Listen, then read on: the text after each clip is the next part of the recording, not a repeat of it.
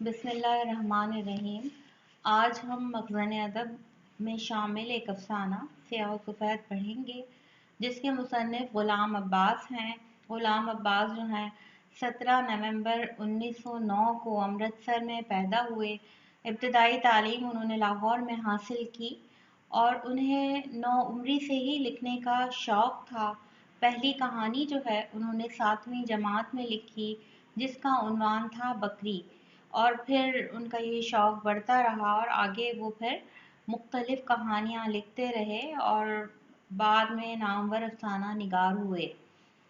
ग़ुलाम अब्बास जो हैं उनके हवाले से बात करने से क़ब्ल जो है मैं ये बताऊंगी कि उनके अफ़सानों के कई मजमूए मंज़र आम पर आए। पहले उन्होंने तराजिम किए और उसके बाद जो है उन्होंने तबाज़ात अफ़साने भी लिखे। मुजस्मा उनका पहला तबाज़ात अफ़साना था, जो आपने 12वीं जमात के निसाब में पढ़ा होगा, जो बादशाह और मलका की कहानी थी। और उसमें ये बताया गया था कि एक औरत जो है अपने शौहर की तवज्जो बढ़ते हुए नहीं देख सकती, हत्ता कि एक मुजस्मे को भी बर्दाश्त नहीं कर सकती। बहरहाल उनका एक और मशहूर अफ़साना है आनंदी। आनंदी में ग़ुलाम अब्बास ने एक बहुत अहम माशरती मसले की तरफ इशारा किया है कि म्यूनसिपल कमेटी की मीटिंग हो रही होती है। एक साहब खड़े होते हैं और कहते हैं कि हमारे इलाके से उन ख़राब औरतों को निकाला जाए, इनकी वजह से हमारी बहू बेटियां जो हैं वो ख़राब हो जाएंगी। तो ये फ़ैसला होता है कि उन ख़राब औरतों को एक ऐसा वीरान और सन्नाटे वाले इलाके में जो है प्लॉट दे दिए जाएँ, वो वहाँ जाके आबाद हो जाएँ जो आबादी से दूर है। तो उनमें से कुछ औरतें तो शरीफों के मोहल्ले में घर किराए पे लेती हैं और वहाँ शिफ्ट हो जाती हैं, मुंतकिल हो जाती हैं। और कुछ ख़वातीन जो है वो उसी वीरानी जगह पे जाकर उम्दा किस्म की कोठियाँ तामीर करवाती हैं, उनके नीचे दुकानें बनवाती हैं। मज़दूर, ठेकेदार यानी लोग जब देखते हैं कि वहाँ तामीरात का काम शुरू हो गया है, तो आहिस्ता आहिस्ता वहाँ आबादी जो है बढ़ती चली जाती है। ख्वांचे वाला आ जाता है, ख्वाजा फरोश आ जाता है। इसके अलावा तंदूर वाली एक औरत तंदूर लगा लेती है। एक साहब जो हैं वो चारदीवारी खींच कर जो है मस्जिद बना लेते हैं। इसके अलावा उन कोठियों के नीचे इतर फरोश और मेकअप की दुकानें खुल जाती हैं। और फिर वो औरतें जब उस घर को, उन कोठियों को देखने आती हैं, तो जो ख़वातीन शरीफ इलाके में आबाद हो जाती हैं, वो भी उन कोठियों को देख के अपनी कोठियाँ वहाँ तामीर करवाती हैं। इसके साथ साथ वहाँ आने वाले उनके जो दीगर उनके पास आने वाले लोग या उनके ग्राहक होते हैं, तो वो देखते हैं कि इलाका इतनी तेज़ी से तरक्की कर रहा है, तो वो भी वहाँ प्लॉट लेकर अपने घर तामीर करवा लेते हैं। वक्त जो है वो तेज़ी से आगे बढ़ता है और 10 साल गुजर जाते हैं। ये इलाका एक गुंजान आबाद इलाका बन जाता है। और फिर म्यूनसिपल कमेटी की मीटिंग होती है और एक साहब उठकर खड़े होते हैं और कहते हैं कि हमारे इलाके से इन खराब ख़वातीन को निकाला जाए, इनकी वजह से हमारा मोहल्ला ख़राब हो रहा है। इस अफ़साने में ग़ुलाम अब्बास ने एक अहम माशरती मसले की जानिब जो है वो इशारा किया है। यहाँ निसाब में शामिल जो अफ़साना है सियाह सफ़ेद, इस अफ़साने में भी ग़ुलाम अब्बास ने जो है एक अहम माशरती मसले को मौजू बनाया है। और उन्होंने सियाह व सफ़ेद, गुनाह व सवाब, ठीक है, अंधेरे और उजाले का फ़र्क बताया है। यानी माशरे में, हमारी ज़िंदगी में कुछ मसाइल ऐसे होते हैं कि जिनका मज़बत हल भी मुमकिन है और यानी मनफी भी। यहाँ मैं आप पहले अफ़साना सुनाऊंगी, उसकी बुलंद ख़्वानी करूंगी और उसके बाद जो है इस अफ़साने में जो उन्होंने ख़ास एक कहानी पेश की है, तो उसके हवाले से हम बाद में बात करेंगे। सियाह सफ़ेद। JEV मिडिल स्कूल की उस्तानी मैमूना बेगम आईने के सामने खड़ी अपने बालों को कंघी कर रही थी और साथ ही साथ ये सोच रही थी कि मैं अपनी कलील तनख्वाह में से 2-2, 3-3 रुपए बचा कर जो 100 रुपए जमा कर चुकी हूँ, उसका कौन सा जेवर बनवाऊँ कि अचानक उसे अपने बाएं पेशानी के करीब एक लट में एक सफ़ेद बाल नज़र आया और उसके ख्यालों का सिलसिला टूट गया। उसने जल्द ही आईने की मदद से उस बाल को लट से अलग कर लिया और खींच कर निकाल डाला। उसे याद नहीं रहा था कि अब तक वो ऐसे कितने ही सफ़ेद बालों को खींच खींच कर निकाल चुकी थी البتہ اس احساس نے کہ وہ روز بروز بوڑھی ہوتی جا رہی ہے پہلے سے زیادہ شدت سے اس کی روح کو جھنجھوڑ دیا۔ اس کا باپ ایک غریب مدرس تھا۔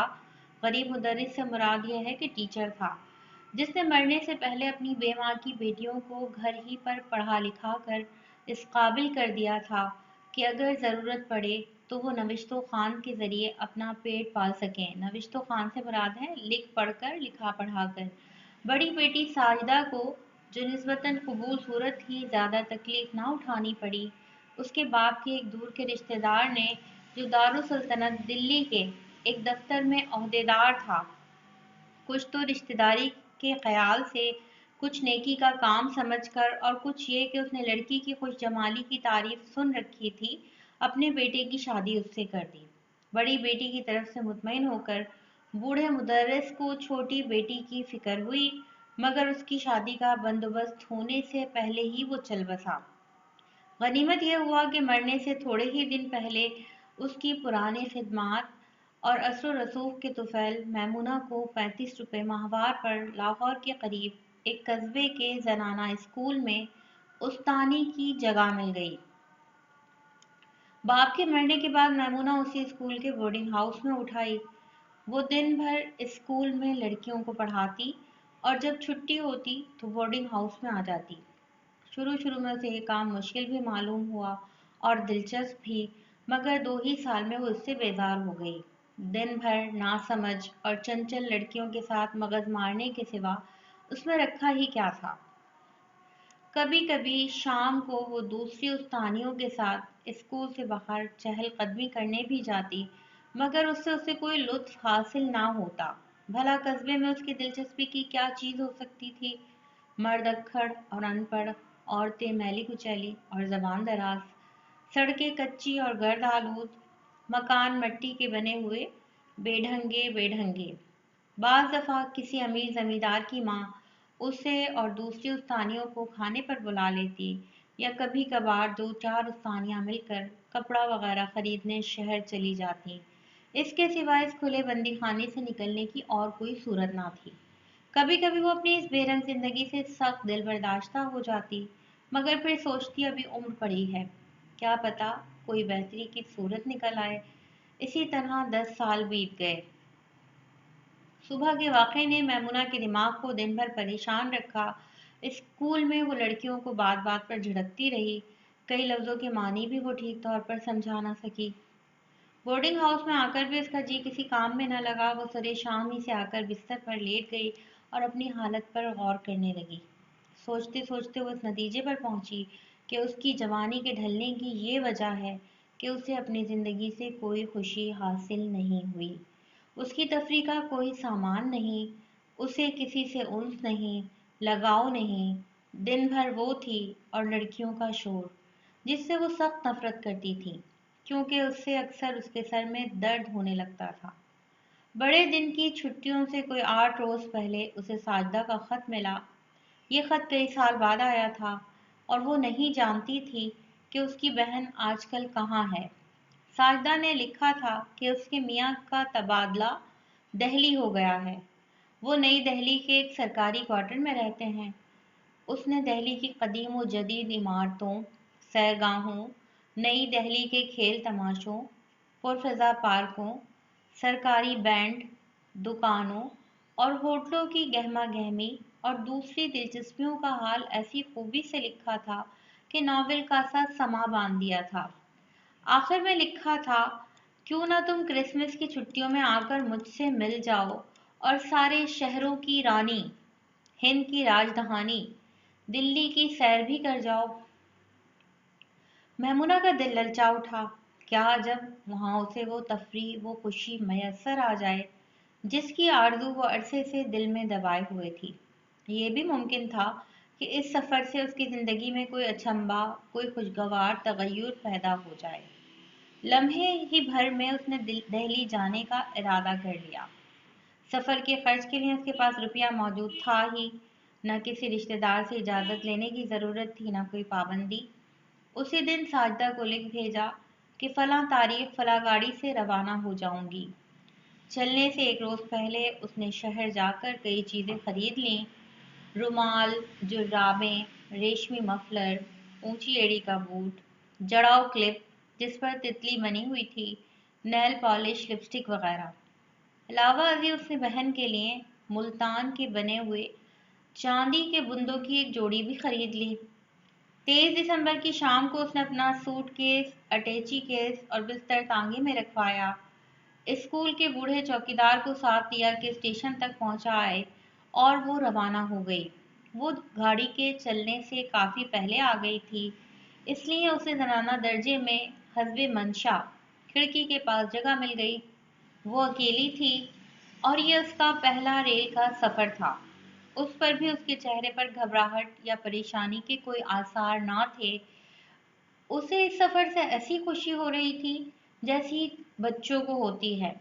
जब तक गाड़ी रवाना ना हुई वो खिड़की से बराबर प्लेटफॉर्म की सैर देखती रही। मुसाफिरों का गठरिया उठाए भागना, औरतों का पीछे पीछे घिसटते आना, कुलियों की लड़ाइयाँ, यूरोपियन का ऐसी यूरोपियनों का सबसे अलग थलग ऐसी बेफिक्री की शान से फिरना गोया कोठी के बरामदे में टहल रहे हैं, और उन सब के पस मंजर में इंजन का रह रह के भांत भांत की आवाज़ें निकालते रहना। ये सारा समा मैमूना के लिए इंतहाई दिलचस्पी लिए हुए था।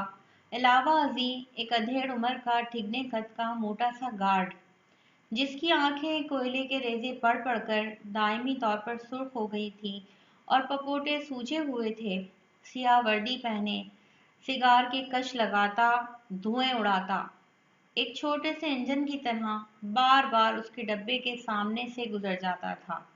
एक मर्तबा उसने सीधा मैमूना की खिड़की का रुख किया, मगर वो रुका नहीं, बस उसे घूरता हुआ पास से निकल गया। मैमूना उसकी ये हरकत देख देख कर अजीब तिफलाना शोखी से मुस्कुराती रही।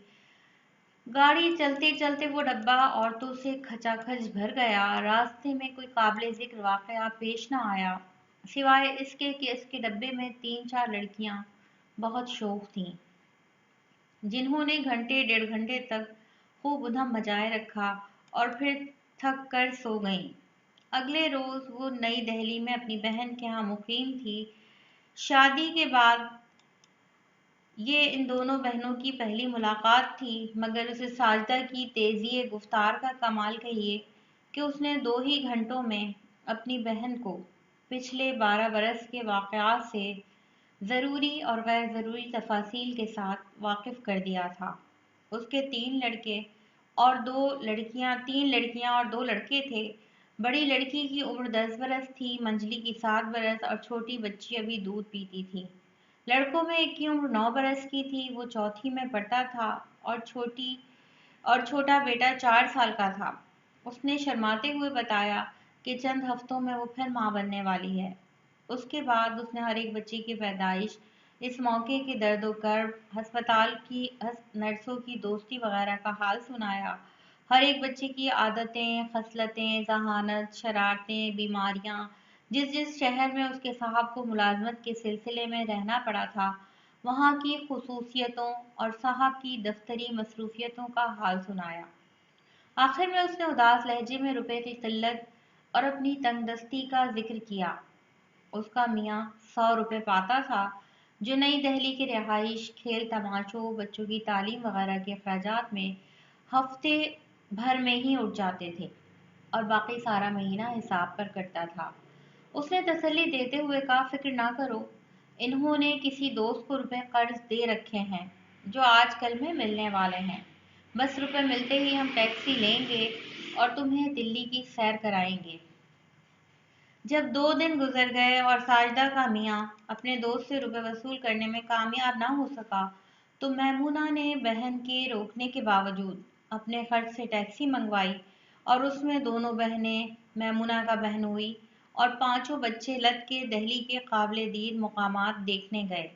मगर बच्चों के गुलगपाड़े और उनकी देखभाल में मैमूना को सैर का लुत्फ ना आया, और वो निहायत बददिल होकर वापस आई।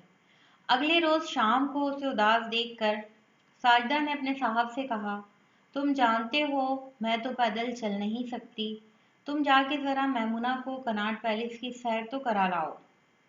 उसने बादल नाख्वास्ता हामी भर ली। वो 35-36 बरस का दुबला पतला नौजवान था, एक बेचैन रूह। उसकी बड़ी बड़ी आंखों में हर वक्त एक तिश्नगी और वहशत सी झलकती रहती थी। वो खासा खुशशक्ल था, मगर अपनी नादारी की वजह से अपनी साली के सामने कुछ झेपा झेपा सा रहता था। एक दो दफा उसने तन्हाई में अपनी बीवी को मलामत भी की थी कि ऐसी तंगदस्ती की हालत में तुमने उसे बुलवाया ही क्यों।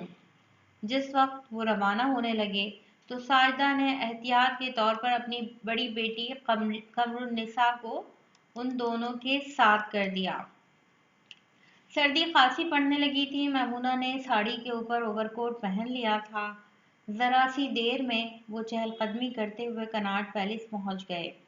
यहाँ की रफ़ी शान इमारतें, फ्लैटों में रहने वाली मखलूक, दुकानों की सज धज और उनकी झिलमिलाती हुई रंगारंग रोशनियाँ, मशरकी और मगरबी आर्ट के नमूने, सिनेमा घरों की गहमा गहमी, होटलों और कहवा खानों में बुलंद होने वाले कहकहे, पार्कों में कहीं उजाला कहीं अंधेरा और कहीं नूर और साया बाहम गुथे हुए, और सबसे बढ़कर यहाँ के खुशपोश नौजवानों और रंग बिरंगी साड़ियों वाली लड़कियों के झुरमट।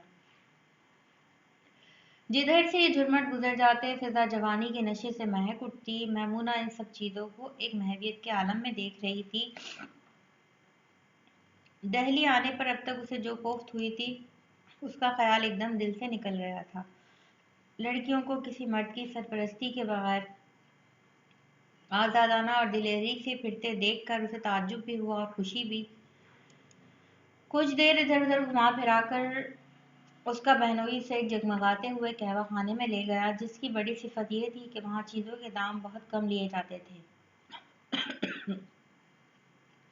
ये कहवा खाना ग्राहकों से खचाखच भरा हुआ था। एक कोने में एक मेज को खाली देखकर वो लपक कर उसकी तरफ बढ़ा और उस पर कब्जा जमा लिया। थोड़ी देर में कहवा आ गया।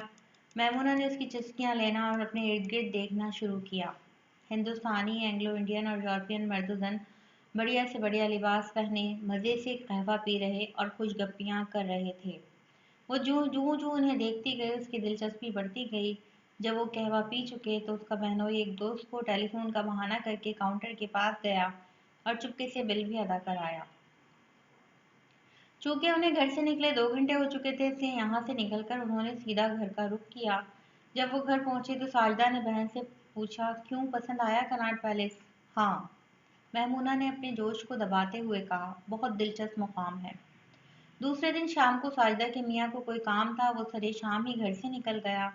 इधर मैमूना बना सिंगार करके और नई साड़ी पहन के तैयार हो गई। साजदा ने पूछा, कहाँ की तैयारी है? जरा घूमने जाऊंगी। अकेली? और क्या, अकेली को कोई पकड़ लेगा? कबल इसके कि साजदा आज फिर अपनी बड़ी बेटी या बेटे को उम्रा ले जाने की हिदायत करती, वो क्वार्टर से बाहर थी। कनॉट पैलेस पहुंचकर उसने पार्क का रुख किया, जिसके बीचों बीच एक गोल चबूतरे पर पुलिस का बैंड बज रहा था और सैकड़ों मर्द, औरतें और बच्चे उसके गिर्द जमा थे। थोड़ी देर वहां की चहल पहल देखने के बाद जब वो दुकानों की तरफ लौट रही थी तो उसने महसूस किया जैसे कोई शख्स उसके बिल्कुल पीछे पीछे चल रहा है। उसने पलटकर देखा तो ये एक 25-26 साल का नौजवान था, जिसने सब फ्लैट हैट और फाख्ते रंग का सूट पहन रखा था। लंबा कद, गोरा चिट्टा रंग, पतली पतली तरशी हुई मूछें, लंबी लंबी कलमें, आंखों से इल्म का नूर और चाल से शाइस्तगी टपकती थी। वो नौजवान तेज तेज कदम उठाता हुआ उसकी तरफ देखे बगैर उसके पास से गुजर गया, मगर थोड़ी ही दूर चल के उसने एकदम अपनी रफ्तार सुस्त कर दी और अब मैमूना को उसके पास से गुजरना पड़ा। अब वो उस चौराहे में पहुंच गई थी जहां से दुकानों की कतारें दाएं बाएं एक दायरे की सूरत में गई थीं। मैमूना एक कतार की तरफ ज्यादा रोशनी देखकर चल दी। थोड़ी दूर चलने के बाद उसने पलट कर देखा तो वो नौजवान भी उसी सिमत आता दिखाई दिया। उसे देखकर न जाने क्यों मैमूना का दिल जोर जोर से धड़कने लगा। वो नौजवान कुछ दूर तो उसके पीछे पीछे रहा और फिर तेजी से उसके पास से गुजर गया। उसने अपनी नजरें मैमूना के चेहरे पर गाड़ रखी थीं। चंद कदम चलकर वो एक बुक स्टॉल पर ठहर गया और अखबारों की सुर्खियां पढ़ने लगा। मैमूना को फिर उसके पास से गुजरना पड़ा। ये माजरा कई बार पेश आया। कभी तो वो नौजवान उसके आगे आगे चलने लगता और कभी मैमूना को उसके आगे आगे चलना पड़ता। उसने सोचा ज़रा देखूं तो ये नौजवान सचमुच मेरा पीछा कर रहा है या ये मेरा वहम ही वहम है। वो एक चीनी आर्ट की दुकान में दाखिल हो गई और वक्त गुजारने के लिए चीनियों की बनाई हुई तस्वीरें, खिलौने, ज़रूफ और कपड़े वगैरह देखने लगी। 5 मिनट के बाद जब वो दुकान से निकली तो वो नौजवान इधर उधर टहल रहा था। दोनों की निगाहें मिलनी थीं कि उस नौजवान ने हैट के किनारे को छूकर सर की एक खफीफ सी जंबिश के साथ सलाम किया। ये हरकत इससे ऐसी गैर मुतवक्का तौर पर सरजद हुई थी कि मैमूना बेसाख्ता मुस्कुरा दी। उसके बाद उसने कनॉट पैलेस के 2-3 और चक्कर लगाए और फिर घर की राह ली। इस दौरान में नौजवान बदस्तूर उसका पीछा करता रहा। जब उसकी बहनोई का क्वार्टर चंद कदम के फासले पर रह गया तो उसने अचानक पलटकर नौजवान की तरफ देखा और एक अंदाजे शोखी से भागकर क्वार्टर में चली गई। साजिदा उसकी राह तक रही थी, उसे देखकर बोली, शुक्र है तुम आ गई, मुझे बड़ा फिक्र हो रहा था, कहो कहाँ कहाँ घूम आई। यही कनॉट पैलेस तक गई थी। औरत जात, फिर तन्हा, फिर नावाकिफ, फिक्र की बात ही थी। तुम हंस क्यों रही हो? नहीं तो, वो खिलखिलाकर हंस पड़ी। उस रात उसने खुशी खुशी सबके साथ मिलकर खाना खाया। वो देर तक बच्चों से बातें करती रही। आज बच्चे उसे यकायक दिलचस्प मालूम होने लगे थे। उसने एक छोटी बच्ची को गोद में लिया, प्यार किया, फिर आहिस्ता आहिस्ता उसे हवा में उछालने लगी। कमरा कलकारियों से गूंज उठा। अगले रोज सपहरी में उसने बनाव सिंगार शुरू कर दिया। अपनी सबसे बढ़िया साड़ी निकाली जो उसकी एक अमीर शागिर्द की माँ ने अपनी बेटी के पास होने की खुशी में उसे तोहफे में दी थी। क्वार्टर से निकलकर वो सीधी उस सैलून में पहुंची जहां बिजली के जरिए बालों में लहरें पैदा की जाती थीं। ये अंग्रेजी दुकान उसने कल के गश्त में देख ली थी। जब उसके घने बालों में लहरें पड़ चुकी और वो ताज़ा तरीन मगरिबी फैशन के मुताबिक उसकी आराइश हो चुकी तो वो आईने में पहले पहल अपनी सूरत ना पहचान सकी। वो ज़्यादा से ज़्यादा 20 बरस की मालूम होती थी, असली उम्र से 8 बरस कम। उसके पीछे उस सैलून की बूढ़ी मुशाता जो एक फ्रांसीसी खातून थी, उसे ऐसी शफकत भरी नजरों से देख रही थी जैसे माँ अपनी दुल्हन बेटी को सिंगार के बाद देखती है। शाम के झटपटे में मैमूना अपनी खुशी को दबाए झेंपती हुई सैलून से निकली और कनॉट पैलेस के पार्क की तरफ होली। वो कोई घंटा भर तक पार्क के मुख्तलिफ हिस्सों में फिरती रही। फिर उसने दुकानों का गश्त लगाना शुरू किया, मगर वो कल वाला नौजवान उसे कहीं नजर न आया। वो उस कहवा खाने में पहुंची जहां वो पहले रोज अपने बहनोई के साथ थी। कहवा खाना आज भी खचाखच भरा हुआ था। उसे अंदर जाते कुछ झिझक सी मालूम हुई, मगर उसने दिल को मजबूत किया और किसी तरफ देखे बगैर अंदर जाकर एक खाली मेज के पास बैठ गई और मुलाजिम से कहवा मंगवाया। रफ्ता रफ्ता उसने कंखियों से अपने आसपास के लोगों का जायजा लेना शुरू किया। हर तरफ छोटी छोटी महफिलें मुनक्किद थीं। कहीं अहम मुल्की मामलात पर गर्मा गर्म बहस हो रही थी, कहीं बजला संजी और लतीफ़ा गोई। एक कोने में 2 बंगाली लड़कियां जिनकी चोटियों के सिरों में सुर्ख सुर्ख रिबन बंधे हुए थे, सर से सर जोड़कर चुपके चुपके बातें कर रही थीं। उनके करीब ही दूसरी मेज पर एक नौजवान बज़ाहिर अखबार में मुनहमिक मालूम होता था, मगर दरअसल वो लड़कियों को घूर रहा था। ये सब कुछ था, मगर वो सब फ्लैट हैट और फाख्ते रंग के सूट वाला नौजवान कहीं नहीं था। आधे घंटे के बाद वो कहवाखाने से निकल आई। उस वक्त खासी रात हो चुकी थी, ठंडी और तेज हवा चल रही थी। उसने मफलर को अपने गले के गिर्द लपेटकर ओवरकोट के बटन बंद कर लिए और फिर दुकानों की तरफ चल दी। जैसे ही वो चौराहे के पास पहुंची, उसने देखा एक सड़क के दरमियान जहाँ मोटरें वगैरह ठहराई जाती हैं, वहाँ एक सियाह सैलून कार खड़ी है। उसमें 2-3 नौजवान अंग्रेजी सूट पहने बैठे हैं और 2-3 बाहर खड़े उनसे बातें कर रहे हैं। जब वो जरा करीब पहुंची तो इसी जत्थे में उसे वो कल वाला नौजवान नजर आया। आज उसने चेस्टर पहन रखा था और सर से नंगा था। वो मोटर के दरवाजे के पास खड़ा अपने साथियों से कुछ कह रहा था, जिसे वो सर जोड़े गौर से सुन रहे थे। जैसे ही उस नौजवान की नजर मैमूना पर पड़ी, वो घबरा सा गया और अपने एक साथी को जो चश्मा लगाए पास ही खड़ा था, कोनी से ठहूके देने लगा। यकबारगी सबके चेहरे इश्तियाक से चमक उठे, मगर बज़ाहिर उन्होंने मैमूना की तरफ तवज्जो ना की। और एक बेपरवाही का सा अंदाज इख्तियार किए आपस ही में बातें करते रहे। मैमूना उनकी ये सब हरकत देख रही थी। उसका चेहरा यखलक तमतमा उठा, उसकी पेशानी पर पसीना आ गया और वो मुंह ही मुंह में हकारत से कह उठी, ओह ये बात थी। जब वो जरा दूर निकल आई तो वो नौजवान अपने साथियों से जुदा हुआ और तेजी से कदम उठाता हुआ दुकानों की कतार के उस सिरे की तरफ चल दिया जिस तरफ मैमूना जा रही थी। सिरे पर पहुंचकर वो ठहर गया और जेब से सिगरेट निकाल सुलगाने लगा। मैमूना ने उसे दूर से ही देख लिया था। आज उसका अंदाज कल से बिल्कुल बदला हुआ था। कल वो बहुत गमज़दा और उदास मालूम होता था, मगर आज उसकी आंखों में शोखी और बेबाकी थी। मैमूना का गुज़िश्ता शब अपने क्वार्टर के सामने पलटकर उसकी तरफ देखना, मुस्कुराना और भाग जाना उसे दिलेर बनाने के लिए काफ़ी था। और फिर आज का ये सिंगार, बालों में ये लहरें, जुल्फों में ये पेचो खम। मैमूना को आज उस नौजवान के चेहरे में कोई ख़ास बात नज़र नहीं आ रही थी। वो ऐसा ही था जैसे उसके और लफंगे साथियों के चेहरे, जिन पर एक जैसी अय्यारी, हविसकारी, पाजीपन और बेवकूफ़ी बरस रही थी। वो हैरान थी कि कल वो उसे क्यों भा गया था। उसे यकीन था कि जब वो उसके पास से गुजरेगी तो वो ज़रूर कोई हरकत करेगा या कुछ नहीं तो कोई फ़िक्रा ही कसेगा, मगर उसने इसका मौका ही ना दिया। जब उसके और नौजवान के दरमियान कोई 20 कदम का फासला रह गया तो वो एक दुकान के शोकेस में झूठ मूठ लेसों और फीतों के नमूने देखने ठहर गई और पल भर के बाद वो जिस तरफ से आई थी उसी तरफ लौट गई। चंद ही कदम चली थी कि उसे सामने से सड़क पर वही सियाह सैलून कार आती दिखाई दी। उसमें इस वक्त 4 आदमी सवार थे। उन्होंने ऐसी नज़रों से उसे घूरा कि वो एकदम घबरा गई। बिलाशुबा ये कार हल्की रफ्तार से साथ साथ सड़क पर उसका पीछा कर रही थी। तरह तरह के वहशतनाक ख्याल उसके दिन में आने लगे जो उसे सहमाए देते थे। वो रह रह के अपनी कल की हरकतों पर अपने को मलामत कर रही थी। परदेस का मामला था, इज्जत का खुदा ही निगहबान था। सामने से एक अंग्रेज इंस्पेक्टर को मोटरसाइकिल पर आते देखकर उसकी ढाढ़स बंधी। उसने दिल को मजबूत किया और ये सोचकर तसल्ली दी कि जब तक मैं खुद मौका ना दूंगी इन कुत्तों की मजाल नहीं कि मेरे करीब भी फटकने पाएं। जब तक वो दुकानों के आगे के लंबे मेहराबदार बरामदे में गुजरती रही, नौजवान ने बहुतेरी कोशिश की कि किसी तरह वो उसे अपनी तरफ मुतवज्जो करे।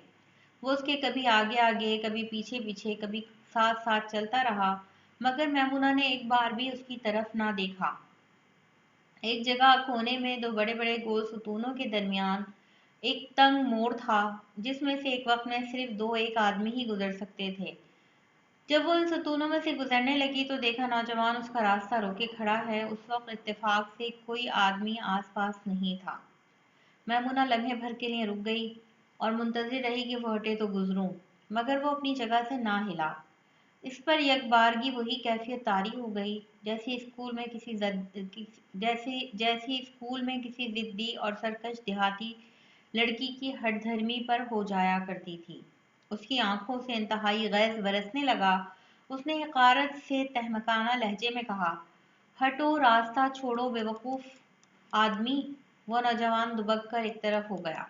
उस वक्त 8 बज चुके थे और वो कनॉट पैलेस के चक्कर से निकलकर उस बड़ी सड़क पर पहुंच गई थी जो सीधी उसके बहनोई के क्वार्टर जाती थी। उधर शिकार को हाथ से निकलते देखकर उस नौजवान ने ज्यादा सरगर्मी से उसका पीछा शुरू कर दिया था। जब आसपास कोई नहीं होता तो जोर जोर से आहें भरने लगता। दो एक दफा उसने आशिकाना अशार भी गुनगुनाए, मगर मैमूना ने रसीद तक ना दी। वो खुल्लम खुल्ला उसे बाजारी खिताबों से पुकारने लगा। मैमूना ने अपनी रफ्तार तेज कर दी। जब वो एक चौक में से गुजर रही थी तो वही सियाह रंग मोटर फर्राटे भरती हुई बिल्कुल उसके करीब से होके निकल गई। अगर वो जल्दी से एक तरफ न हट जाती तो अजब ना था कि उसकी टांग मोटर के पहिए के नीचे आ जाती।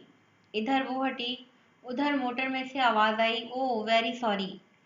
मैमूना ने अब संभल के और सड़क के बिल्कुल किनारे होकर फिर तेज रफ्तार से चलना शुरू कर दिया था।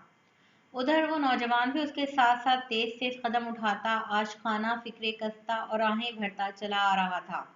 थोड़ी देर में वो मोटर चक्कर काटकर फिर उसके पास से गुजरी।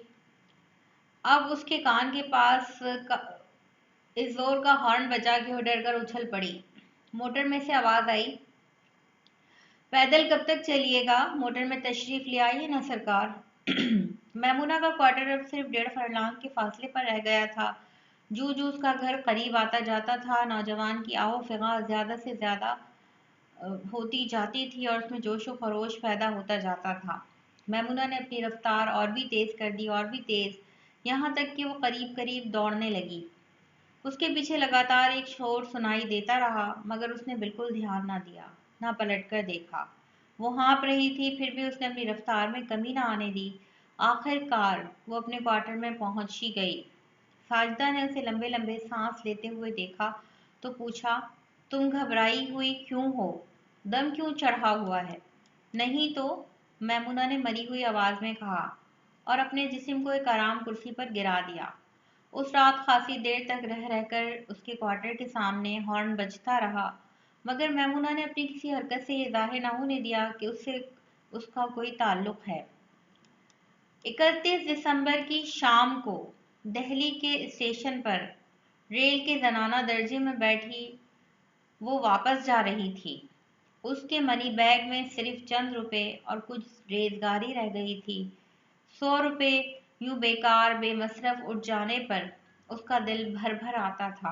क्या ये अच्छा ना था कि वो उसका कोई जेवर बना लेती जो आड़े वक्त में उसके काम भी आता।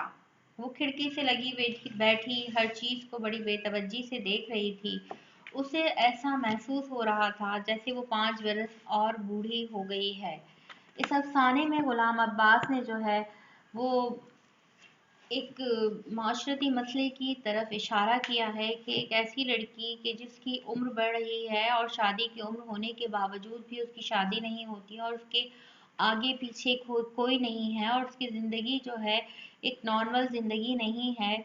जब उसको अपनी ज़िंदगी में एक ऐसी रंगीनी नज़र आई तो वो उस रंगीनी की तरफ उसने बढ़ने की कोशिश की, लेकिन फ़ौरन ही उसको अंदाज़ा हुआ कि वो जिसे सफ़ेद समझ रही है वो सफ़ेद नहीं बल्कि सियाह है। वो जिसे सब यानी मस्बत समझ रही थी वो मस्बत नहीं मनफी है। यानी वो लड़का जिसे वो समझ रही थी कि शायद वो उसका रिश्ता देगा, उससे शादी करेगा, बजाय उसका रिश्ता देने और उससे शादी करने के वो मैमुना के साथ टाइम पास करना चाहता था, वक्त गुजारना चाहता था। और ना सिर्फ वो खुद बल्कि उसके तमाम दोस्त और अहबाब।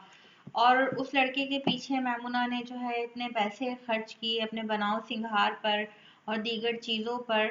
तो वो पैसा जो उसने 10 साल में पाई पाई जोड़ कर जमा किया था, जब वो वापस जा रही थी तो उसको शदीद अफसोस हो रहा था कि काश वो उस पैसे का कोई जेवर बनवा लेती तो वक्त या ज़रूरत पड़ने पर या किसी मुश्किल हालात में वो जेवर जो है उसके काम आ जाता। लेकिन यानी एक बेमसरफ ख्वाहिश के पीछे जो उसने अपने पैसे और वक्त बर्बाद किया उस पर उसका दिल भर भर आता था। तो हमारा ये अफसाना यहाँ ख़त्म हो जाता है। इंशाल्लाह अगले लेक्चर के साथ हम जल्द ही मिलेंगे। तब तक के लिए अल्लाह हाफिज।